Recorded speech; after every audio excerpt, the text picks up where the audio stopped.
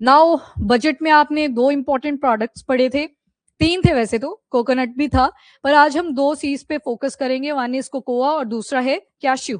तो बजट का बूस्ट इनको मिल चुका है कि इनकी जो खेती है उसे हम इंक्रीज करेंगे। तो आपको दो तीन चीजें मैंने बताई थी उस दिन भी, वही आज देखने वाले हैं कि सबसे पहले कंडीशन कैसी चाहिए, टेम्परेचर, पीएच, ह्यूमिडिटी, कौन सी जोन्स में ये ज्यादा ग्रो करते हैं, इंडिया की क्या रैंकिंग है प्लस वर्ल्ड की क्या रैंकिंग है, इंडिया में कौन कौन सी स्टेट्स इनको प्रोड्यूस कर रही हैं, वन बाय वन सारे देख लेते हैं। तो सबसे पहले यूनियन बजट 2026 टू 27, सबसे पहले तो प्रपोजल डेडिकेट करा है कि ये जो मार्केट है हमारी इसको और बूस्ट करना है। डिमांड तो इंडिया के अंदर उतनी फुलफिल नहीं हो पाती, पर वेराइटी की वेरिएशन आती है, इस वजह से हम फॉरेन कंट्रीज को एक्सपोर्ट भी करते हैं। सबसे पहले कोकोआ। कोकोआ एक कमर्शियल प्लांटेशन की कैटेगरी आती है, मतलब कमर्शियल पर्पस से इसको हम ज्यादा बनाते हैं। अगर नेटिव देखें कि कहाँ पे ये सबसे पहले ओरिजिन होनी शुरू हुई थी, तो Amazon basin of south America, Amazon river जाती है आपके साउथ अमेरिका से, उसके आसपास का जो एरिया है अमेजोन बेसिन को बनाता है। उसके बाद जो कोकोआ है ये ट्रॉपिकल रीजन में सबसे अच्छा ग्रो करता है, ट्रॉपिकल रीजन में भी 20 डिग्री साउथ और नॉर्थ। तो जैसे आप सेंटर से पढ़ते हो कौन सी, इक्वेटर 0 डिग्री, ऊपर को जाओगे 20 डिग्री नॉर्थ तक तो यहाँ पे आपको मिल जाएगा, और 20 डिग्री साउथ नीचे की तरफ आओगे वहां पे भी आपको कोकोआ की प्रोडक्शन ठीक ठाक मिलती है। और देखो जो ट्रॉपिक ऑफ कैंसर है गुजरात से चलनी शुरू हो जाती है अपने इंडिया के, पता है ना ये सभी को। तो अब ट्रॉपिक ऑफ कैंसर तो कितने एंगल पे जाती है, 23.5 डिग्री नॉर्थ, नॉर्थ वाला आएगा कि साउथ, नॉर्थ वाला, हमारा नॉर्थ वाले पार्ट में आता है, ट्रॉपिक ऑफ कैंसर नॉर्थ वाले पार्ट की बात हो रही है। तो देखो 23.5 डिग्री नॉर्थ, तो एक आइडिया तो आपको लग गया कि ये बोला ट्रॉपिकल रीजन्स में ग्रो करती है। तो यहां से आप आइडिया लगा सकते हो कि ऊपर वाली स्टेट्स में तो ये ग्रो होता नहीं है, साउथ पार्ट ऑफ इंडिया में ये ग्रो करा जाता है, तो स्टेट्स आपको वैसे याद रह जाएंगी, केरला, आंध्र प्रदेश, तमिलनाडु, वो नीचे आई ना सारी ट्रॉपिक ऑफ कैंसर के, तो मतलब उसके एरिया के आसपास ये ग्रो करी जाती होंगी। तो एक कंडीशन की वजह से आप स्टेट्स का आइडिया लगा सकते हो। देन कोकोआ ट्रॉपिकल रीजन्स में ग्रो करती है along with this 20 degree north to 20 degree south, ये आ गया ये वाला जोन, दिस वन। उसके बाद सी लेवल से अगर इसका ऑल्टीट्यूड देखोगे कहां पे ये ग्रो करना शुरू करती है, तो 500 मीटर की हाइट पे, और मिनिमम रेनफॉल 90 से 100 mm तक का चाहिए होता है हर महीने, तो ये मिनिमम रेनफॉल है। और कोकोआ जो है टेम्परेचर रेंज इसके लिए 15 डिग्री टू 39 डिग्री सेल्सियस की रहती है। तो ये तो आगे रेंज कितनी वेरिएशन टेकल कर जाएगा, पर जो ऑप्टिमम है कि अगर इतना टेम्परेचर मिल जाए फिर तो बात ही क्या करनी, 25 डिग्री सेल्सियस ये ऑप्टिमम टेम्परेचर आता है कि अगर ये वाली कंडीशन मिलती है ठीक ठाक कल्टीवेशन आप कोकोआ की कर पाओगे। ठीक है, कंडीशन पे आते हैं सवाल। लास्ट ईयर टर्मरिक बजट के लिए हाईलाइट बना था, तो टर्मरिक से रिलेटेड कंडीशंस पूछ ली गई थी, इस बार आपको कोकोआ, कैश्यू या कोकोनट पे सवाल बन सकते हैं। तो सबसे पहले कोकोआ के लिए सॉइल कौन सी चाहिए, लोमी या फिर सैंडी। देखो ये जो क्लेई सॉइल आएगी ना, सबसे ज्यादा वाटर होल्डिंग कैपेसिटी किसकी है, तो इसी की आएगी। मतलब इसके अंदर पानी आया, इतनी ज्यादा सॉलिड हो जाएगी, आपने चलना शुरू करा फंस जाओगे वहां पे, तो इतनी ज्यादा वाटर रिटेंशन कैपेसिटी रहती है क्लेई की। तो ये जो क्लेई सॉइल होती है, पेड़ वगैरह तो अच्छे से ग्रो कर जाएंगे क्योंकि उनकी रूट्स भी मोटी मोटी होंगी। वहीं पे अगर वीट ग्रो करने की ट्राई करोगे वो नहीं कर पाएगी। Same for the cocoa, cocoa को इसमें ग्रो करने की ट्राई करोगे तो नहीं कर पाएंगे। Majority of the cases cultivation के लिए जो भी क्रॉप आपने कल्टीवेट करनी है, लोमी या फिर सैंडी ही आप देखते हो। तो ये तो तुक्का भी लगाना हो तो लगा सकते हो आप मैक्सिमम में। अगेन मैं तो सेफ्टी लेके ही चलूंगी क्योंकि 90:10 का रेशियो रहता है, तो मैक्सिमम केसेस में लोमी और सैंडी का combo is best for the cultivation of any crop. तो लोमी भी आ जाएगा और सैंडी भी आ जाएगा। अब देखो सैंडी जो होता है इसको हम तीसरे नंबर पे देख लेते हैं, जहां पे इसकी कैपेसिटी सबसे ज्यादा थी वाटर को रिटेन करने की, इसकी सबसे कम होती है।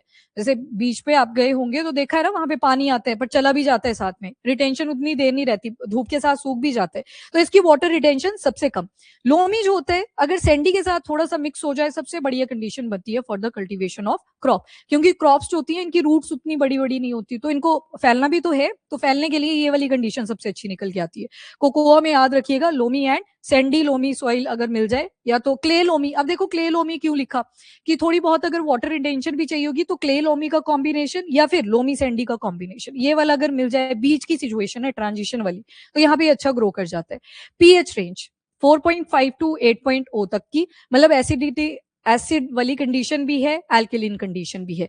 पीएच स्केल पढ़ लिया साइंस में, सेंटर में 7 पढ़ा होगा, कि इधर को जाते जाओगे एसिड इंक्रीज करेगा, इधर को आओगे बेस, तो ये कहीं पे यहाँ लाई करेगा, ये वाली पीएच कंडीशन चाहिए। ऑप्टिमम कितनी, तो 6.5 टू 7.0, मतलब कहीं ना कहीं एसिडिक नेचर इसको ज्यादा चाहिए होता है, ट्रू और न्यूट्रल फिर साथ की तरफ आप आते हो। डीप और वेल ड्रेन्ड सॉइल इनको चाहिए, तो वेल ड्रेन सॉइल तो वही होगी जहां पे आपको लोमी और सैंडी वाली कंडीशन मिलेगी। ड्रेन मतलब पानी टिके भी ना ज्यादा, निकलता भी रहे, तो वो वाली कंडीशन। देन कोकोआ प्लांट को शेड चाहिए होती है during the early stages of growth, shady सा एरिया रहे, ज्यादा धूप ना हो, तो वो वाली कंडीशन अच्छी रहती है। प्लस जो यंग कोकोआ प्लांट है, मतलब शुरू में तो थोड़ी शेडी वाला एरिया चाहिए था, उसके बाद जैसे जैसे टाइम बीतेगा 50% तक की सनलाइट की अवेलेबिलिटी होनी चाहिए। देन आते हैं production in India and world, very important. Cocoa को कर्नाटका, केरला, तमिलनाडु, आंध्र प्रदेश इन एरियाज में ग्रो करा जाता है, और इंटरक्रॉप होती है ये कोकोनट अरिका नट्स के साथ। ये भी होती है ना अरिका नट्स, वो बीटल नट्स वगैरह आपने सुन रखे हैं, तो कोकोनट अरिका नट के साथ साथ इंटरक्रॉप, मतलब थोड़ा सा सेगमेंट अरिका का लगा लिया, थोड़ा सा कोकोनट का आ गया, थोड़ा सा सेगमेंट कोकोआ का आ जाएगा।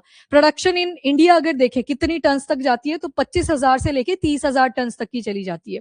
पर अगर डोमेस्टिक डिमांड देखें, मतलब हमारी कंट्री में कितनी रिक्वायरमेंट है इसकी, तो 1.5 लाख टन तक की है। तो मतलब एक्सपोर्ट तो नहीं करना चाहिए था, क्योंकि हम तो डोमेस्टिक नीड को ही फुलफिल नहीं कर पा रहे, बट हम इसका एक्सपोर्ट करते हैं, क्यों? फायदा भी तो देखना है फार्मर्स को, अपना खाना ही थोड़ी है हमेशा।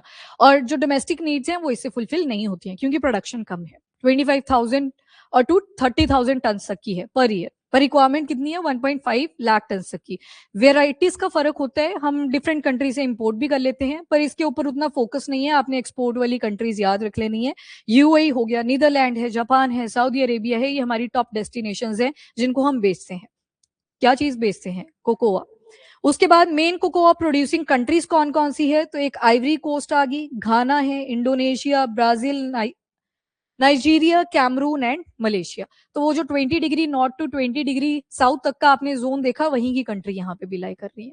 ठीक है जी, तो ये वाली जोन्स याद रखना, प्लस कौन कौन सी मेन कोकोआ प्रोड्यूसिंग कंट्रीज है वो भी। Now the next, cashew. Cashew again native मिलेगी आपको ब्राजील में ही। अब देखो अमेजोन बेसिन इतने टाइम पहले बन गया था, तो मेजोरिटी ऑफ द जो क्रॉप्स होती हैं उनका ओरिजिन वहीं पे आपको दिखाई देता है। प्लस जो कैश्यू है, और फाइंड भी बाद में हुआ था जाके, तो डिस्टर्ब नहीं हुआ उतना ज्यादा। तो ये जो कैश्यू है ये आपको ब्राजील में मिलेगा, लेटिन अमेरिका का गेन पार्ट। लेटिन अमेरिका जब भी आया वो सेंट्रल अमेरिका वाला पार्ट और नीचे साउथ अमेरिका वाला पार्ट, तो लेटिन अमेरिका भी यूज कर लिया जाता है। कैश्यू वेल ड्रेन सॉइल इसको चाहिए, डीप सैंडी लोम सॉइल इसको चाहिए अगेन। और जो सॉइल है ये लेटराइट भी चलेगी, सैंडी भी चलेगी। सैंडी की जब बात करी, पोरस भी होगी नेचर में, वाटर रिटेंशन कैपेसिटी उतनी ज्यादा नहीं होती। लेटराइट सॉइल जो होती है ये भी पोरस होती है, क्रम भी होती है, मतलब इसको जब आप पकड़ोगे ये टूट जाएगी, पाउडर में इसको कन्वर्ट करा जा सकता है, तो लेटराइट सॉइल वो भी काफी यूजफुल रहती है।